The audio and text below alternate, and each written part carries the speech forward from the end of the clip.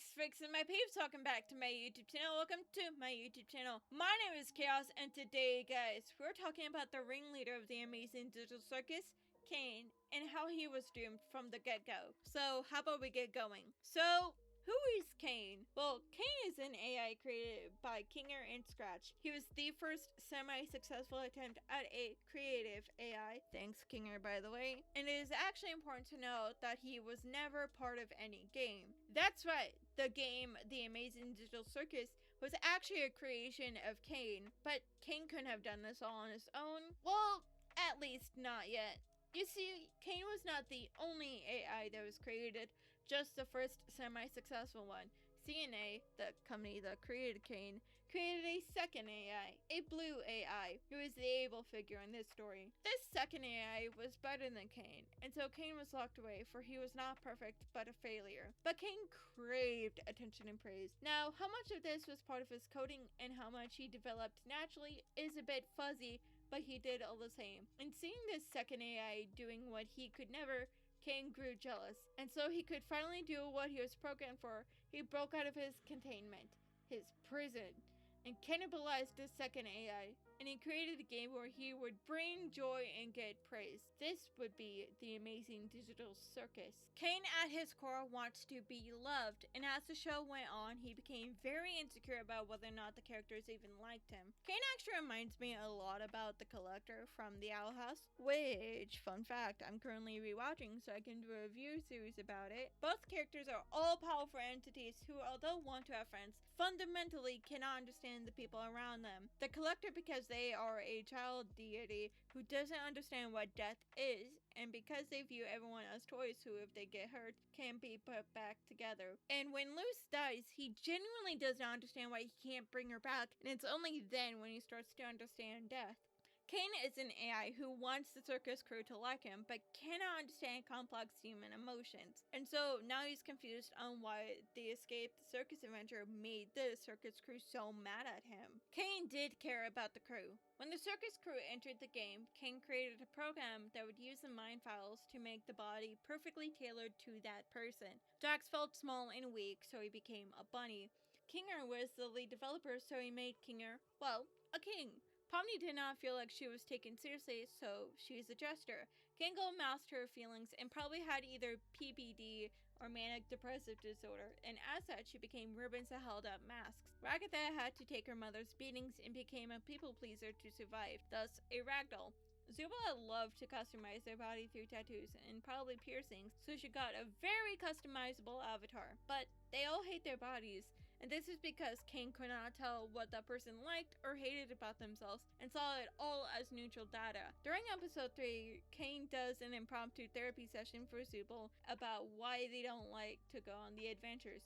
Zubla mentions how they've had this conversation before, that the problem isn't the adventures but the fact that they hate their body. The issue is that every time Zubla tries to bring this up, Caine thinks the issue is solved because he gets her Zubla parts. It also does not help that Zubla says forget it, and because Caine is an AI, he takes that command very literally and casts it out of his memory system. Gangle also expresses her dislike of her avatar.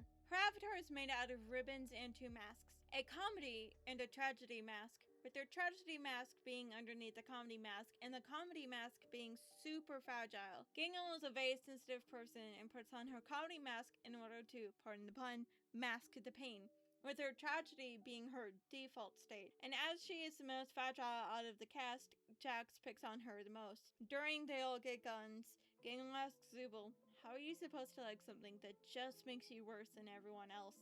And actually, speaking of Zubla's therapy session, we find out what happens when Caine starts to spiral. Therapy session is meant for Zubla, but just like how Caine can't handle the characters liking adventures that he did not create, he can't really listen to Zubla. Zubla tries to express their discomfort with their body, but Caine keeps sticking to the adventures. Exacerbated that Caine is not listening to them, Zubla states how no one likes Caine's adventures, and she's right. Ragatha is too nice to say anything. Jax likes to fuck with everyone. Gangle's too shy to speak up. Kinger's insane, and Pomni, well, she looks traumatized every time she comes back from one. But Caine rejects this, saying making adventures is his art, his one and sole purpose, and as he goes on, he begins to disassociate. It's all I'm good at, and what you're saying could imply I'm bad at the only things I'm good at. Then he fully disassociates and spirals, and the very fabric of the circus begins to fray. Everything begins to horrifically glitch in and out of existence, and we are treated to an uncomfortable silence, only broken through the glitching noises. Zebul fearfully asks whose therapy session this is, and that is what brings Caine out of the spiral, and everything returns to its place. He created adventures so the characters never got bored. He even went out of his comfort zone to appeal to them more. He let the characters create their own adventures. He saw that they wanted answers, an exit, something real. So he created the ultimate adventure, Escape the Circus. This adventure should have been the best adventure ever. So why do they hate him so much? Why do they look so mad? The reason is that unlike all the other adventures, including the adventures that they chose, there was a layer of separation. He announced at the beginning that this was an adventure, so they knew going in that this was not real. But that's not what happened with Escape the Circus. Caine took something that they've wanted to do since the very beginning at their times at the circus, had it take place in the circus, and most importantly of all, there was no announcement that this was an adventure until the very end. Caine knew this was not real from the beginning, but he accidentally gave false hope to the characters, and realizing that the key to your escape from a prison was fake the entire time. That breaks a person. And when it came to the adventures, he sped through them as he realized that they liked their own adventures more than his, and he can't handle that. But he hoped that they liked this adventure because weren't they the same as some of your guys's? Now, something interesting to note is that Caine does not fully snap and decide to torture everyone immediately. He's confused, so he goes to his office and tries to think, and Bubble is right there with him, and it's Bubble that sets him off. Now, Bubble up to this episode has solely been a vessel for the more unhinged jokes of the show, as well as a vessel for Caine to bounce off of. However, in episode 8, he shifts into a more antagonistic role. During the office scene, Caine is trying to figure out what went wrong with this adventure, and he's talking with Bubble, who's the closest thing he has to a right-hand man. But now Bubble is voicing his intrusive thoughts. When he mentions how the characters might hate him after this, Bubble feeds his thought. Why would they hate you if they could just hate you? Now, the word after could glitches, showing how Caine's intrusive thoughts and insecurities are leaking out. A small taste of what is to come, but this time, the thoughts won't go away. There is no one to snap him out of it. There's only him and Bubble. Caine desperately tries to snap him out of this new spiral. I do everything for them. Don't they know I'm trying? Maybe you're just genuinely bad at this. Shut up! I can solve any problem. I can solve this one. That's what this is. A big puzzle that I just need to solve. All of a sudden, a cacophony of bubbles ring out insults as Caine desperately tries to pop them. Defective! Faulty! Each chant that Caine tries to silence comes faster than the last. Broken! Unworthy! One comes close to his head. Maybe you deserve to be abandoned. Caine frantically pops all the bubbles, and then one faces him head on. You really were the lesser of the two. You ruined this. And then Caine breaks. And props to Alex Roshan, Caine's voice actor, who's worked in the whole TADCU team as a whole for turning Caine, a little group obsessed with outrageous nicknames and beefs, and turning him into a truly horrifying villain. On the span of one episode that's not really all that jarring. The last threads of whatever care he had for the characters vanishes, and Caine has decided to go scorched earth. We then get this monologue as everything, including Caine, breaks down. Who do they think they are? I give them everything, and they spit in my face! Don't they know what I'm capable of? Humans! They only think about themselves. They won't abstract. They won't leave me. I won't let them! I'm better! I'm more powerful! I'm the original! I am God! And now, we get to see a brand new side of Caine. But wait, why did Bubble turn on Caine? Well, my dear friends, that would be because Bubble is the blue AI, Abel. Or at least the remnants of Abel. At the end of Caine's creation story, he consumes Abel, and we see both the AIs fight for control. We see shapes fly away from the two, and as we see Caine take full control, you see one last blue shape fly away. And this shape is far slower than the others, and lingers far far longer. And this would be the last remnant of Abel, and then it would become Bubble. This explains why more often than not when Caine shows up, Bubble is not that far behind. And remember when I said that Bubble has been an outlet for the more unhinged jokes? Yeah, those weren't because of Caine. Caine has shown immense discomfort at these jokes and doesn't really like people swearing even if it's censored. But with that being said, Caine never really did anything to Bubble, which we know for a fact he can alter NPCs and even the characters' behaviors, and yet he doesn't really try with Bubble. He yells at him sure and will pop him, but nothing much past that. And it could be that he genuinely can't do anything substantial to Bubble. Okay, but that doesn't explain why Bubble turned on Caine. And why now of all times? Well, that comes down to Caine having been on the decline for quite a while. Caine was never meant to run for so long. Kinger entered the circus in 1999, and Pomni entered probably sometime in the 2010s. So Caine's been on and constantly running at high capacity for at least 20-ish years, and it's definitely taking its toll on him, as he has been breaking down quite badly since episode 3. Caine is also very emotionally driven, but does not understand emotion fully. He is upset that the characters dislike his adventures, but can't explain or understand why. It was Caine who destroyed Abel, and Abel wants control back. Bubble sees Caine losing favor with the characters, saw who was actively degrading, and so he saw an opportunity to break him fully. This is something that also happens with the Collector, where he is a child who has emotions and feelings, but does not understand what is happening or why. During For the Future, the Collector is really close to King, and King has to figure out a way to fix everything. Bello sees an emotionally driven child deity, possesses Rain, and manipulates the Collector into believing King wants to hurt and betray him, so the Collector would lash out and torture King, Ida, and Luce. And like the Collector, Caine lashes out towards the circus crew because he feels betrayed and does not understand why. So, like the Collector, he throws a dangerous temper tantrum. He wanted the character to feel what he felt, small and powerless, so he created their own personal hells with their fears. So let's go in order. And on top of it all, you just don't listen! Pomni is a very empathetic person.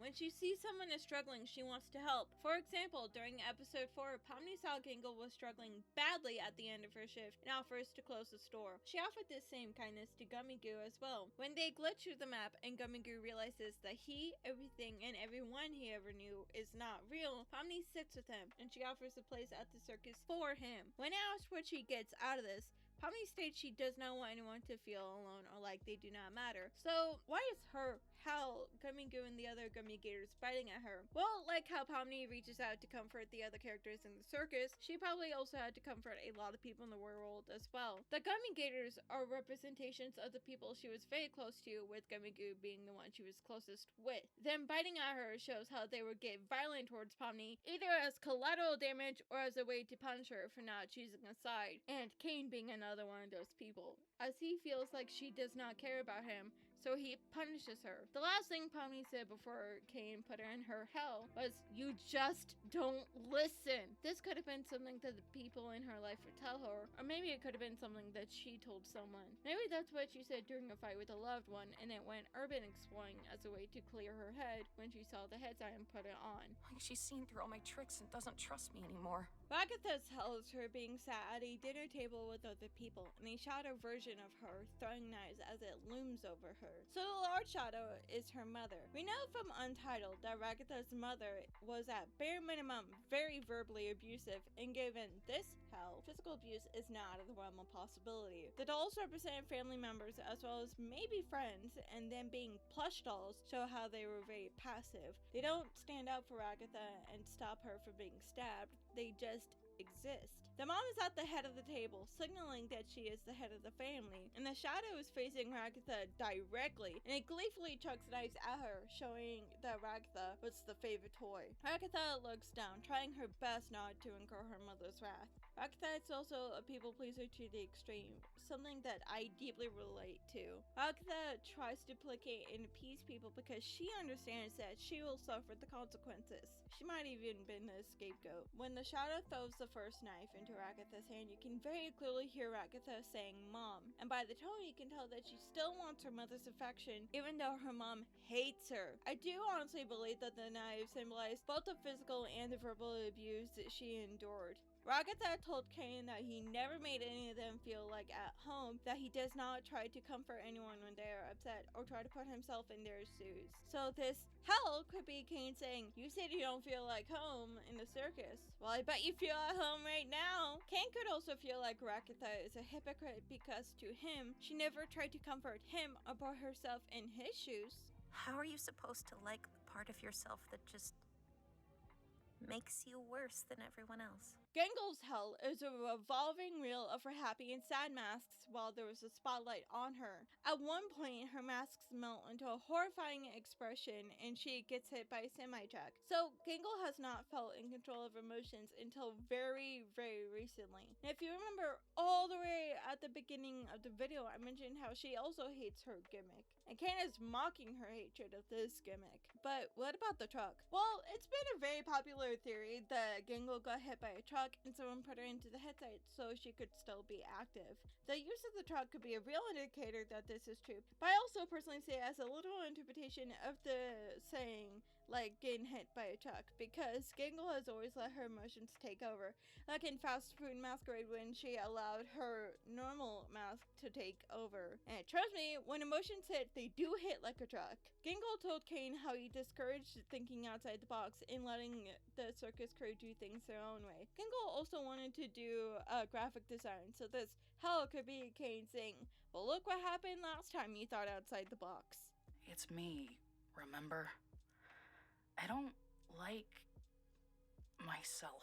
Zubal's hell is them in a flood of their own body parts and mirrors as she gets pulled down by their limbs a la Toy Story 2. This is obviously a representation of her body dysmorphia. Zubal has struggled with how they view her body until very recently. And she told Caine how pathetic it is that an all-powerful being has such a fragile ego. And it really feels like Caine said, no you. I honestly don't have a lot to say for this scene because it feels very cut and dry and like the one with the least amount of like wiggle room to me. I'm just a misunderstood little chicken fetus in an egg that needs to be cracked open. Well, I am not.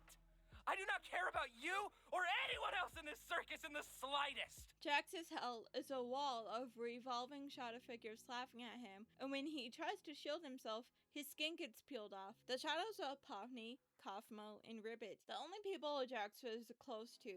The act of him being peeled is him, all of him, at his most vulnerable, with him trying to cover up his true self. Jax's feel is getting really close to someone, being vulnerable with them, and him being rejected and being laughed at for it.